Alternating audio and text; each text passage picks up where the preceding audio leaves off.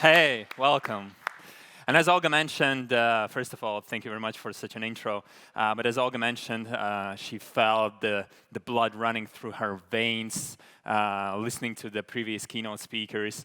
I felt the same, and I feel this burning feeling inside of me, like the quintessence of the joy, excitement, inspiration, and insight. And we're going to build on that with the panel discussion happening right now. Investors believe that the year 2022 is going to be the year of deep tech, where more and more VCs and corporations are jumped to fund startups within the deep tech sector, specifically when other sectors are getting overcrowded and overheated. But similarly to the deep tech stage today that is abundant with valuable content presentations and startup pitches, the deep tech sector is abundant of different technologies, different breakthroughs and innovations as well. And therefore, the main topic or the main task of our today's panel discussion is to find the technologies to bet on. What are the opportunities? What is the tech to look out for in 2022 and beyond? And for that, we invited 4 beautiful minds, and I'll ask them to join me on the stage. And as the first one, and you'll have to help me with a huge round of applause, the board member of European Innovation Council, the board member of Latvian Startup Association, and the director of Science and Innovation Center of Riga Technical University, Liena Briede.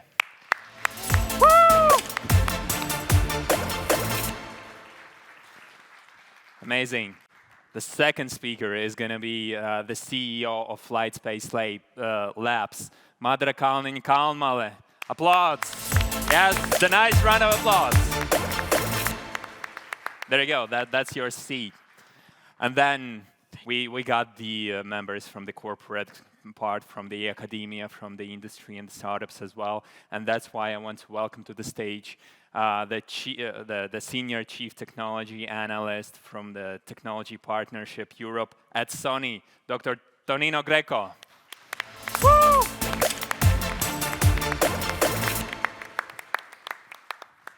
What a beautiful crowd. But just to kick off our panel discussion and give us even more direction into what Europe is looking at and where it is moving, for a short intro presentation. And then later on, joining us on the panel discussion, I'm inviting the Deputy Head of Innovation Policy and Access to Finance in European Commission, Ekaterina Novikova. I don't see you. Yeah, there you are. Woo! Ekaterina Novikova. And the stage is yours for the intro presentation. Yep. Yes. Okay.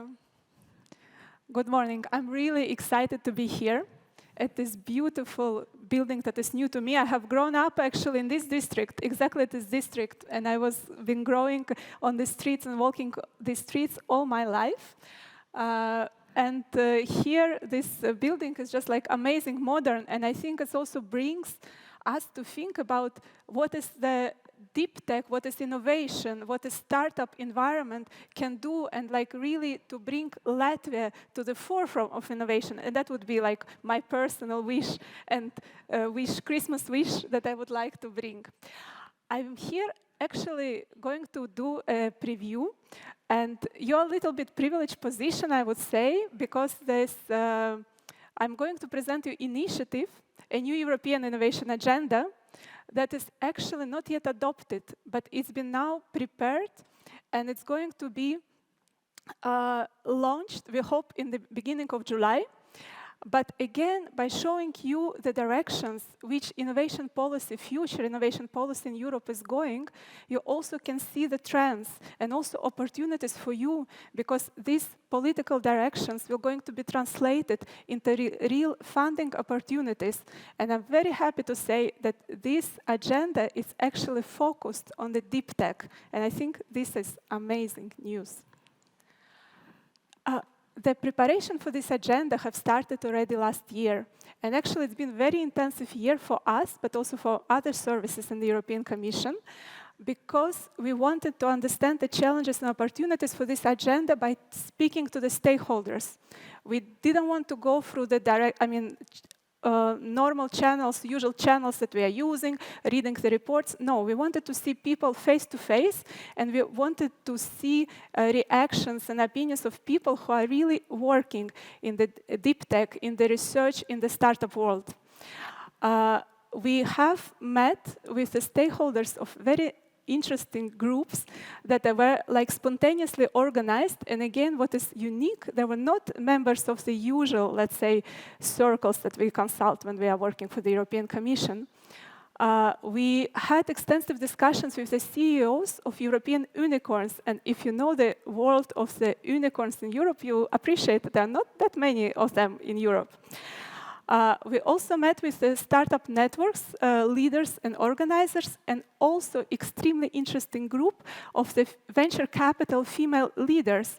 And yet again, if you're familiar with the situation, you know that for female to find a female partners in the venture capital across European countries, it's not that easy task. These people, and also wide stakeholder consultation that we conducted in summer months, gave us directions to work through and what is believed to be needed for Europe to move forward in the innovation policy. And these areas, priority areas, are access to finance, framework conditions, including legislation, European innovation ecosystems, talent and innovation cohesion.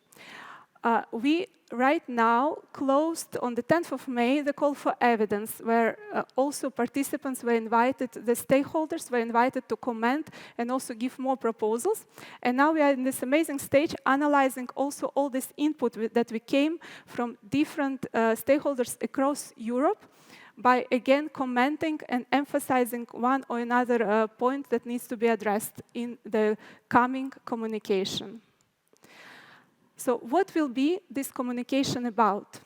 So we want to have something fit for purpose, because again, when we started this reflection on this communication, it was in the middle of the COVID pandemic. It was the middle of the uncertainty, because we didn't know actually in which direction this pandemic and in which direction economies are going to go.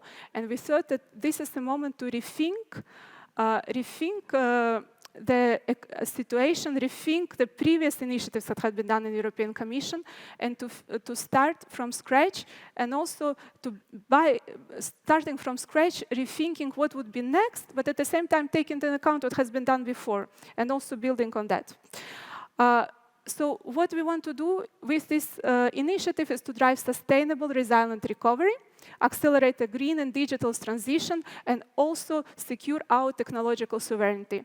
Technological sovereignty, of course, not a surprise during the COVID pandemic, but also now with the war in Ukraine, it's become like really extremely important and very painful subject, I would say, for Europe, because the breakage of the value chains is a reality, and we cannot anymore rely on this very complex chains. We cannot anymore rely on the outsourcing the production of key technologies to the outer world, knowing that these kind of things could happen. I mean, unpredictable things, black swans, they can occur, and then we cannot, we'll have to face it, I mean, in Europe, on the continent of Europe. So our ambition with this innovation agenda is to reinforce European leadership in deep tech innovation that accelerate the green and digital transitions, and bring together the policies, investments, and instruments in a coherent joint-up approach to drive systemic change and impact. What does it mean? A little bit, probably it's a little bit difficult to read the slide, but it is fine, it's done on purpose, because again, the directions are still a moving target. We are reflecting, we are building on them, but just to give you a little bit of a glimpse on these first priorities and also the main points we would like to address. So access to finance, what we find, what is very painful in Europe. In terms of startups, we know that actually there are a lot of startups being created in Europe. And we think that in terms of creation, we have a very robust and good environment, already good environment for its creation. We have a good researcher's basis. We have availability of talents. But what we are still lacking behind in Europe, it is the scaling up. It's scaling up and also raising the funds, especially at the later stages, because here in Europe we raise smaller funds. We have difficulties to raise this passion capital. There are private investors like pension funds that are not that involved into all this venture capital world as, for example, in the US. We want to change it, so basically we are changing it by promoting different mechanisms that would ease SMEs and startups, particularly in deep tech field, to scale up, to access to the funds, and also to exit, because exit is another very critical point, because for the IPO, initial public offerings in Europe, it's only 7% of the companies go to the public offerings.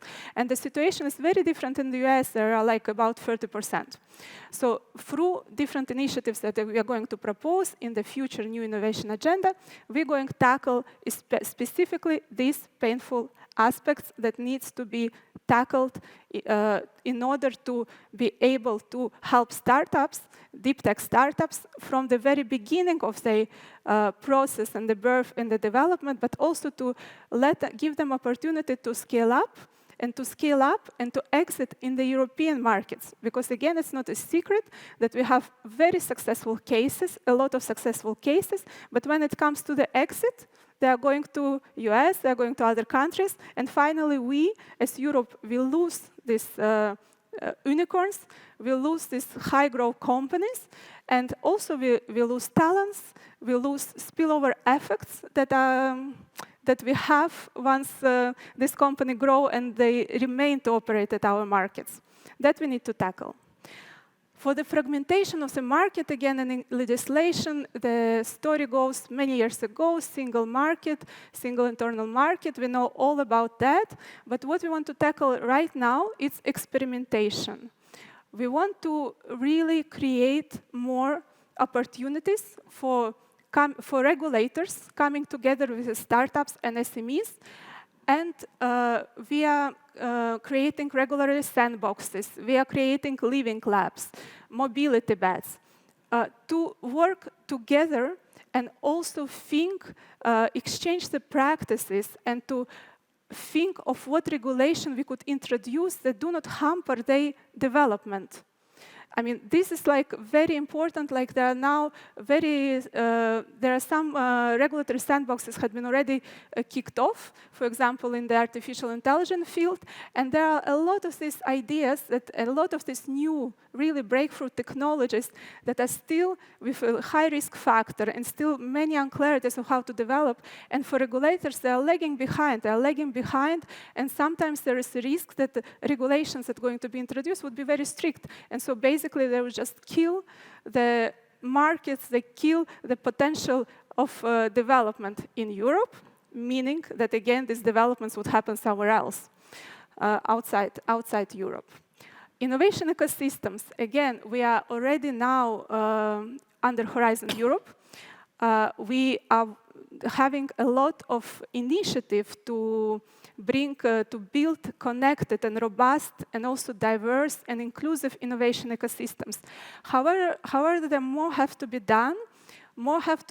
And with these new initiatives, we are also focusing on the creation on the local valleys of innovation, particularly thematic, focusing on the key priorities of Europe, building on the smart specialization strategies, 185 specialization strategies that had been launched already before. They are successful. We want to build on these initiatives.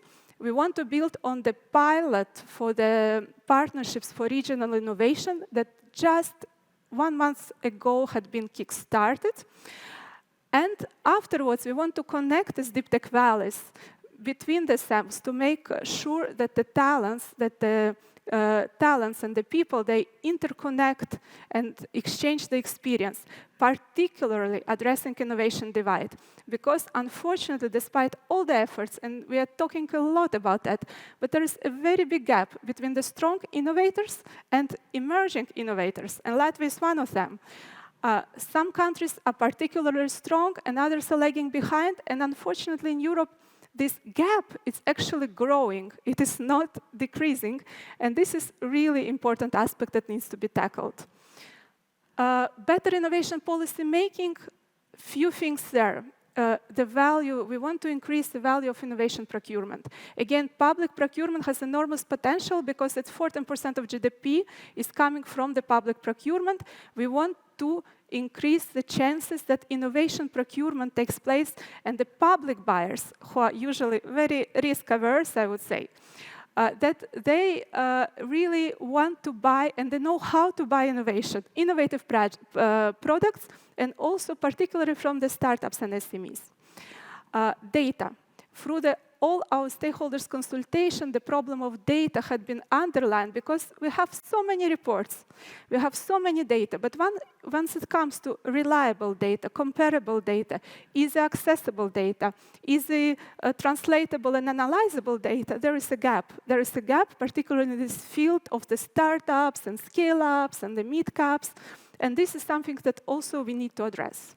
And the last but not the least, there is technical support instruments for the member states, through which mechanism European Commission can provide actually to support to the member states to help them, to provide them assistance also through the policy support mechanism to develop their policy, to improve their knowledge, and to make really fit for purpose innovation policies within the member states.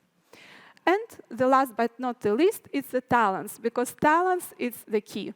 I mean, we here have a successful company presented, and I think everybody would agree that finally what boils down to the success of the company is also leaderships and also people who are behind.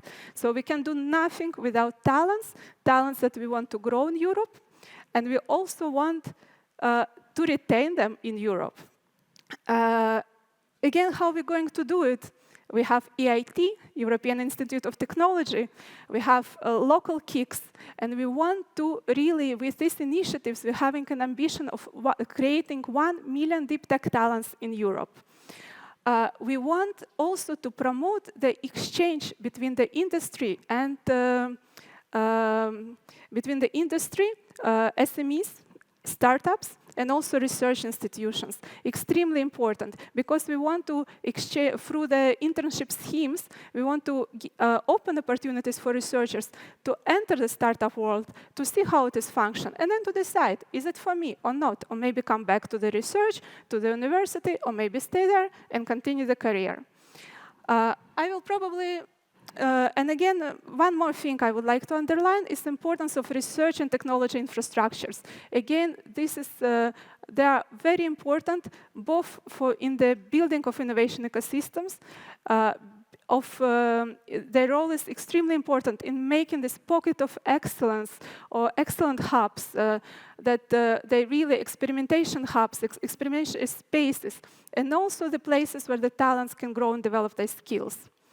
So I think I'm coming to the end of my presentation. A little bit timeline that I have mentioned, it's really initiatives that we hope to launch in July. Really looking forward for that. Let's cross the fingers, everything will go smoothly. And then again, if you think it's very broad and very political, and what is there for me, I just want to say the following. Of course, we in the European Commission, we're giving very broad, we're giving the proposals. We're giving it to the Council, who, again, debating and changing them and providing Council recommendations. But at the end, these proposals, they will be boiled down to the funding. They will boil down to the programs. They will boil down to the calls, to the actions where you, as the startups, as universities, as research institutions, as the national and regional authorities will be able to apply. And here, just to conclude, we are going to be here with my colleague 2 days at the stand at the entrance of the building, and we will be happy to talk more, answer your questions, and to talk about funding opportunities and guide you into this process. Right. Thank you. Let's give a round of applause for Yekaterina Novikova for the presentation. And I'll give you a minute to take a breath, and then we'll just jump to the discussion in itself.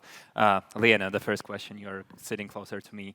The first question goes to you. Yeah, you have this, I believe, a very interesting combination of being the part of the EIC, the European Innovation Council, and then representing startups as well. So I'm curious about what's your take on the presentation and on the direction of where the policy is going right now, and do you think it's enough to make the Europe the best launchpad for deep tech startups? A very tough question as the first one. I would say that Europe has done a good job. I believe they're now more listening to the market, because before, when we talk about deep tech startups, then all the instruments wasn't fit good to this proposal. Like, let's be honest, deep tech is not something that can be done in 1 day, right? Not in 2 days, not 1 year, and sometimes it's 10 years, maybe 20. And then we go to the instruments that it's really fast. You know, you need to deliver some results in 1 month, 2 months, 6 months. So I hoping that in next period, in financial period, we will see that really program that fits the deep tech needs. If not, that it will be failure. But as I said, I hope that will be a good combination of this long-term support, that we really, in the end of the period, we will see a lot of deep tech startups that will change the innovation system that are welcoming in this presentation. Cheers. Nice. And the deep tech startup cannot be done in 1 month, right, Madara? No. Exactly, like Lightspace Technologies, 8 years it required for us to actually be here and go out there with our product. And there you go. And European Innovation Council has the Accelerator program, and I believe you are the only Latvian company that went through that. Are we? Are we really the only one? Yeah, you're the only one. I thought Applause, so. Lightspace. And we had a little conversation before the panel discussion, and you mentioned that there were some difficulties as well in rising the financing. Can you expand upon that? So we see the push into providing deep tech startups with more funding, but what is your experience throughout the accelerator and later on? First of all, we are really grateful for EIC Accelerator that we received this grant. That is number one. But afterwards, when we started to go for this EIC funding and investment as well, then we faced some really tough, I would say, situations that one thing is what we talk on the stage, and then there is outside the real life, and it's not so beautiful as we talk on the stage, actually. And EIC Fund gave us this, I would say, term sheet with terms which we cannot execute, which is simply unreal to do that. And but nevertheless, here we are. As we know, Latvians are very creative, and then we continue our road. But somehow, yes, it's. I really hope that this deep tech thing will go forward in Europe in a way that we are not losing great companies and unicorns in Europe, because as also we see that we all move to US, and it's actually because of the ecosystem. I see, and that's your experience as well. You are moving to US, you're staying in Latvia. What's happening? Yes, we are, because we feel distraction coming from US investors so much, while we have to fight with the local ones in Europe to show them something. US is much more open for startups or deep techs, let's put it like this. They're really looking for deep techs, while Europe is still like more or less looking towards software-related companies. So is it interest, or is it something else in terms of US being more open for the deep tech startups? I think they love much, they're more open for risk. I think that they're really risk lovers. And deep tech is something what requires deep pockets and risk. So because we cannot deliver in 6 months, right? We still need some time, and Europe is afraid of this. They really want to invest and then get their ROI in year or two. So that's the reality. Got it.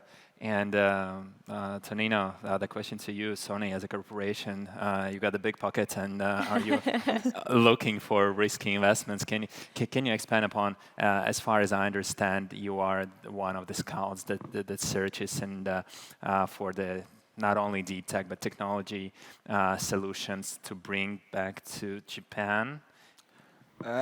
So we are a global company, so it's not Sure. about bringing back something back to Japan. Got but Sony is let's say a global company, entertainment company. So from content, US technology in Europe and Japan, so all over. But coming back to your question, so we actually have a startup acceleration program just in Europe.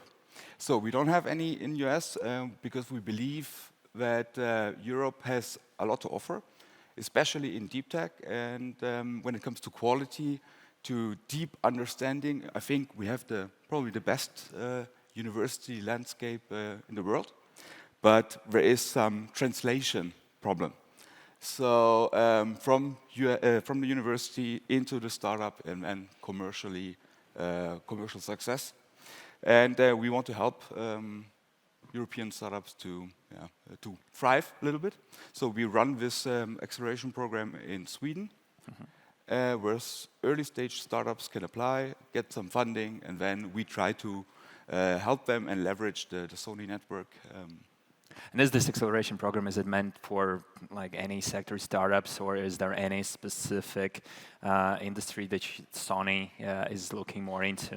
I mean, everything which is related to what Sony has in its portfolio is highly appreciated, from gaming, content creation, music, pictures, movies, and then to real deep tech when it comes to image sensors, sensors in general, display technology, let's face. And this is the field where we operate. Let's put it this way.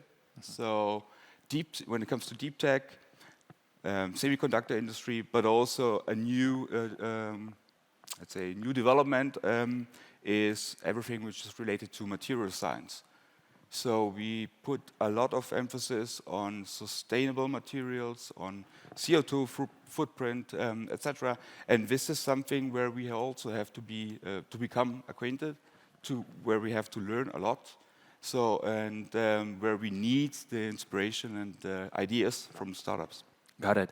And so Tonino mentioned that one of the, as far as I understood, one of the key aspects or the strength of Europe is the network of the universities and the challenges, the knowledge transfer. Ekaterina, what's your take on that?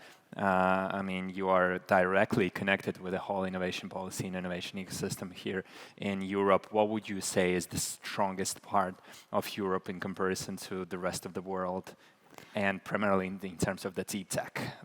Well, again, I'm just basing myself on all the statistical and economical and records. And basically, of course, what we should be proud of is about the talents, about the strong universities that really helping the researchers and great minds to work in the research field, because it is evidenced by the number of the highly important patents that Europe is issuing every year. The deep tech base is like extremely strong, and again, you need to have these technical competences in order to scale up and to start up these deep tech businesses. It's not something that you can do in the garage. We have very good also research infrastructures, I find, really cross-cutting tech. So I think this is the main strength from Europe, and again, we need to capitalize on that. And if I may just add on the side of the European Innovation Council, I mean, I've been in the European Commission for quite a few years, and under Horizon Europe that started in 2021, I mean, the very fact that out of 3 pillars, 1 pillar is really devoted to innovative Europe, with European Innovation Council that actually has more than 10 billion funding over 7 years, and actually it caters all the companies and technologies at different TRL levels, from level 1 to level 9, through different schemes. So if you are like really in the breakthrough technology, but really you're just still in the university and you're a researcher, then EIC Pathfinder would be a good place for you. If you you have a technology, but you need to explore more commercialization of this technology, you could go to the EIC transition. And at the end, if you already have a business model, workable business model, you really have this opportunity to go to the EIC accelerator stage, where it's really with the help of the mentoring and coaching.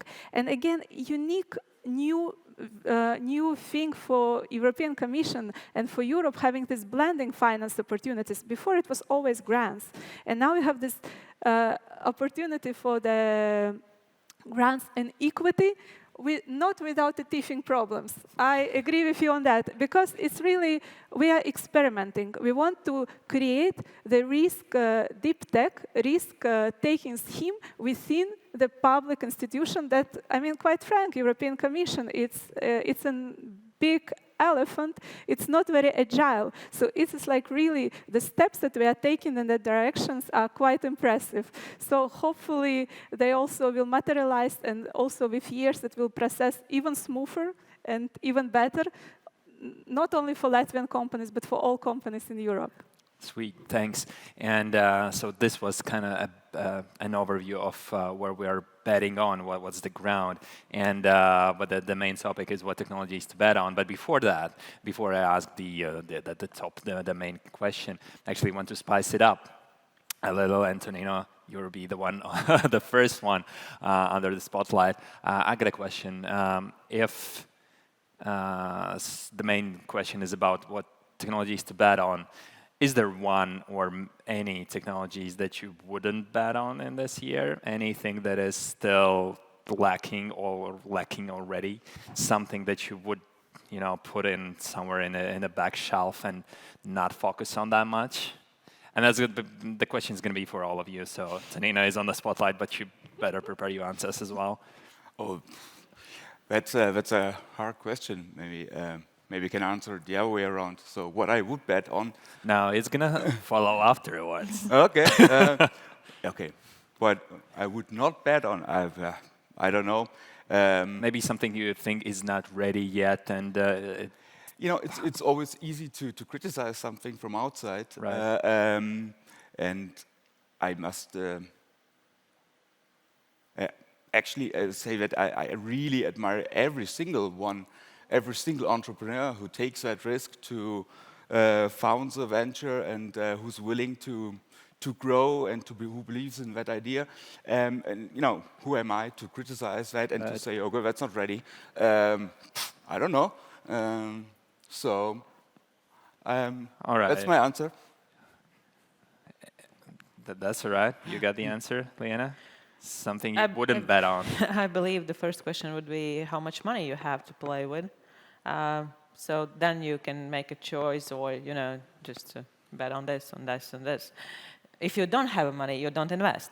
So I believe that technology that at the moment is not safe, there's none one. Mm-hmm. And this is what we need to change, the shift of mindset, that in Europe we all the time invest in technologies, but in United States they invest in people. So in the team, so because they present one technology, maybe after some period there will be another technology. So then what? Oh no, give me back money, there's new technology. So that's why I just not bet on technologies, I bet on people. At all? Yeah.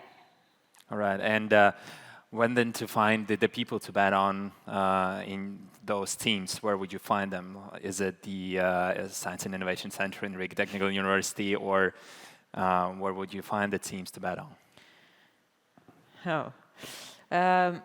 You know, it's not about define the people. I also believe in some coincidence that you met the right people in the right moment. But if we think about just these teams, I don't know, let's explore the Latvian ecosystem.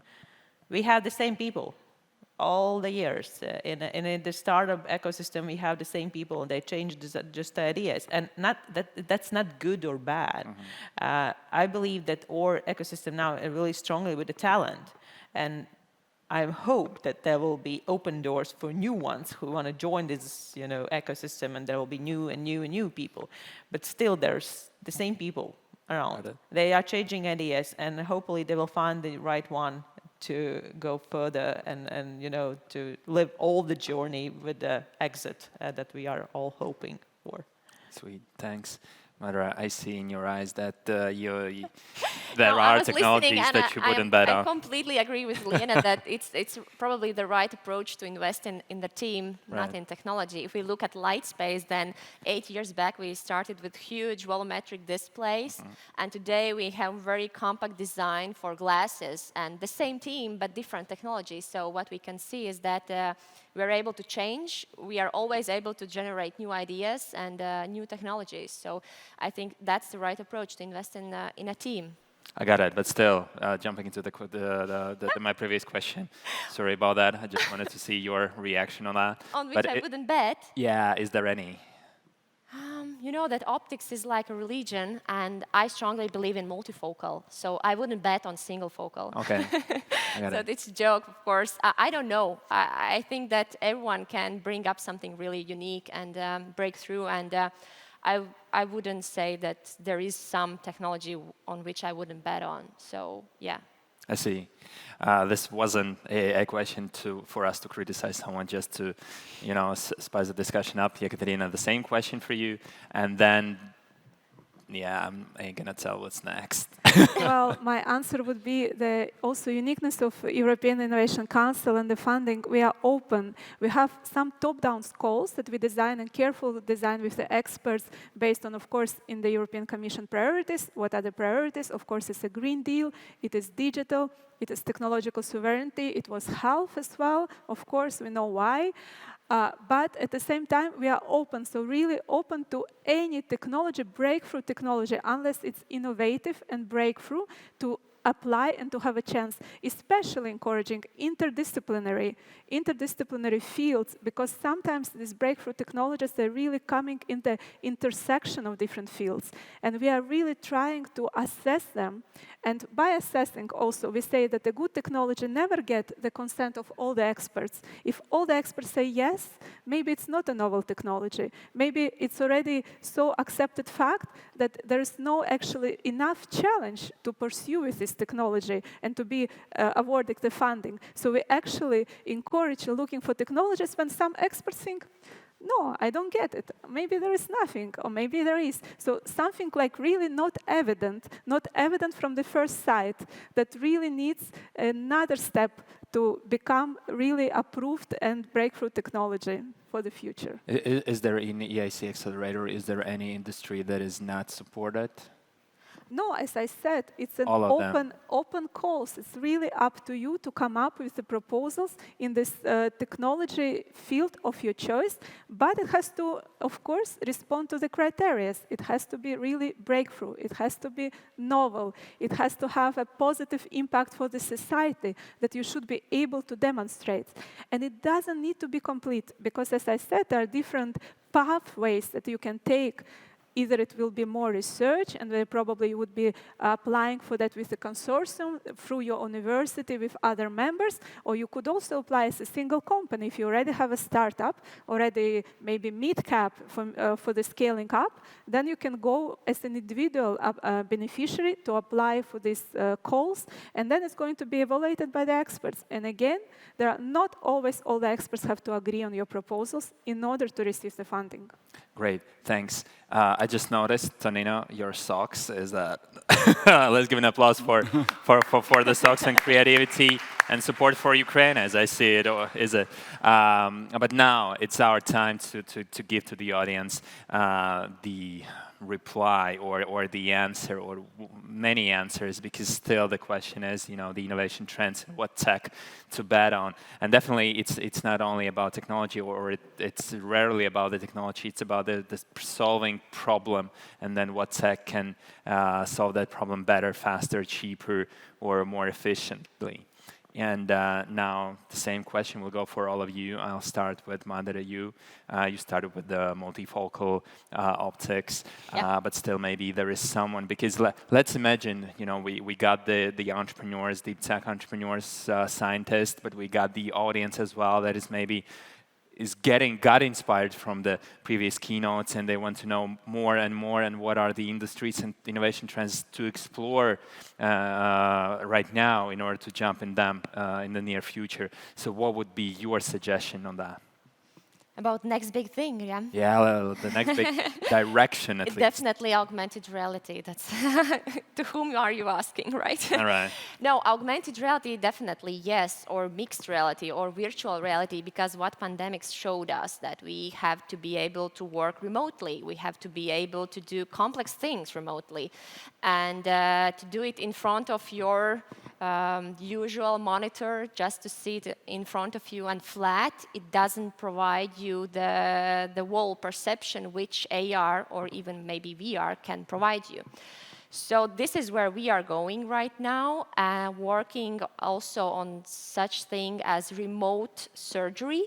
Remote surgery in a way that there is no surgeon in operating room, but there are only robotic equipment. Is there a patient in the... There is a patient. There is still a patient in operating room, and there is a robotic equipment doing the surgery. And then the expert, the surgeon, is somewhere remotely following the process with AR glasses. And this is, I believe, the next big thing, that we will be able to do things remotely. Oh, wow. And is it already in some kind of a testing environment? Yeah, it is. It is a joint project with a robotic equipment manufacturer from US. And they collaborate with Lightspace only because we are the only ones which can provide the depth. And depth is needed to be able to guide not only on a flat screen, but to provide the depth how to do things and provide angles. And providing angularity is our advantage in our technology, in multifocal technology. So we are working on that, yeah. I got it. Amazing. Amazing things, Nino. The same question comes to you. I believe AR, VR is as well very... you know, one of the priorities for Sony as well, if I'm not mistaken. Then, but still, what's your personal opinion on the innovation trends? Let's inspire. Let's bring something new to the audience where to look at. I mean, everything. So if you look at more on a system level, I think we will see a lot coming up in robotics and stuff we've never imagined. And but a robot, it's not something which just stands on its own. So you need sensors, you need AI, you need machine vision, you need human-machine interaction interfaces, and so on. So this whole ecosystem will probably evolve very drastically, with problems which will come up with that. A robot is also a self-driving car. It will have impact on jobs, so we have to think about that quite early. We all are going to lose our jobs, right? Yeah, definitely, yeah. I'm hoping that I'm already being retired until then. Seriously, so this is something we really have to think about, and but I think the opportunities are still bigger than the threats. Let's put it this way. Everything on a personal level, I would definitely bet on blockchain technologies. Right. Everything which is decentralized finance will probably revolutionize. Can you a bit expand upon that? Why blockchain? Why do we think it's the I mean, potentially this could turn upside down the whole financial industry, and let's see how that works. All right. Yekaterina, the same question for you. You know, the image policy, you know, the European innovation ecosystem, what happens, and what are the priorities you mentioned as well, digital green and technological autonomy, but maybe there is this industry that you see, you feel that is going to bloom somewhere soon. Yeah, that's actually a challenge for Europe because, I mean, as Liana have said, funding is actually limited despite the Horizon Europe that has 95.5 billion for 7 years. I mean, once you start divided it by the different priorities, at the end, there are not that much money. Again, if you compare us with other competitors on the world market, like US or the China, who like really they are sending the billions, like if they think that this technology, they are betting on this technology, they just immediately could channel a huge amount, billions of euros or dollars to these technologies to really to scaling it up very, very quickly. But again, for my personal opinion, and I think what is really needed in Europe, and now it's renewable energy, breaking this dependency on traditional sources, but this renewable energy, it should be green, and it should be cheap, and it should be accessible. I think this is the main challenge, and I'm afraid, again, as with any these difficult technologies and challenging technologies, there is like no one day or 1 month solution for that.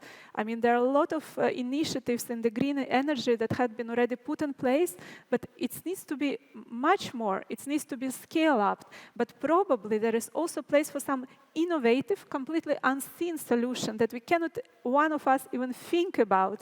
And it's actually, we are waiting for that. We are waiting for that in the European Innovation Council for your application in this domain. Sweet. Thank you very much. Liana, you're the closest, and you got the same question. I got it. So you are not betting on the technology. That's completely okay. We're betting on the teams, but still, you know, to inspire the audience and to give them directions and what kind of team or which direction the team should go. What would be the, you know, at least the direction or the industry to look into? When I were listening to other panelists, I thought, yeah, but we are talking about the problems that will arise after some years, right? So we are not talking the problems that we are facing right now, because every startup can't deliver results or the solution right now. So this is something about to predict the future after 5-7 years, what we will face on. If we could predict the pandemic before some years, no. At least I didn't hear about anything in our, I don't know, information channels that, yeah, you know, after some years there will be some crisis. But when I believe that this all resources that we have and our habits, how we explore the resources is the big thing. And it's not only about energy, it's all about water, about all the resources that we need to survive. And I hope that there will be a lot of technologies what will really help us to change our behavior, to change way how we consume it, how we can really replace it, because the big crisis is still, we are still facing it. Right. We are not talking about the climate change, right? We already forgot about it during the pandemic, and now we have other topics to discuss, but it's still there. It's still there, and we are not doing well in this. And so 2030 is after some years, and let's see if there will be some chances to have at least something there, and we will see this in our charts or boards that there's good results in our climate change agenda. I got it. Thank you. We still have some more time, and I got the last question for each and every one of you. So we gave some of the information about, you know, where Europe is going, what are the strengths and weaknesses, let's say, and what are the technologies or teams to bet on. And the last question, you all got the experience in as well supporting entrepreneurs or getting the support as well from different institutions, and building any kind of startup or deep tech specifically requires a lot of help, probably psychiatric help as well, a lot of it, but not about that, but financial and mentorship and any other support. Liana, what would you suggest for the young entrepreneurs or the newcomers into this industry where to find for the first support or inspiration here in Latvia or globally? There's a career consulting, right? I would suggest, first of all, to find a passion about your idea, and the passion comes from that problems that you want to solve. It's not about technology. It's about, again, it's a problem that you want to solve. I don't know, better life for fish or for something. So this is something, and then you are building your own small network with the people. It should be scientists, there should be entrepreneurs who's already doing that. And then you can, put all this together. And what is extremely important is not to compete, but collaborate. Because, all this, I'm sorry, bullshit, somebody will steal my idea. It's so unique, I can't tell you. While it's ready, I will tell you. But now it's too unique, right? Forget about it. There's nothing uniqueness in your idea while you are just holding it in. Talk about it. Find the right people who have already go through different challenges, and there's a lot of those people. Talk with them, have a dialogue, share, and then only we can, get some very good startups in the end. If we are just holding all the time, there's no chance that you can go through all the different kind of, as I said, challenges during the way of the startup. Got it. Madhura, you as a startup, you mentioned 80 years as well, going through the very beginning till where you are at now. Have you received any support, and where did you get it, and what was the most valuable support? Of course, on your journey? we have, yeah. To continue the discussion from Liena is that, first of all, collect all friends and family around you, make a good team, and afterwards, start to talk broadly about your idea and attract some attention from investors. And as Lightspace did, we received the first funding from actually Latvian funds, and they believed in us, they believed in our idea.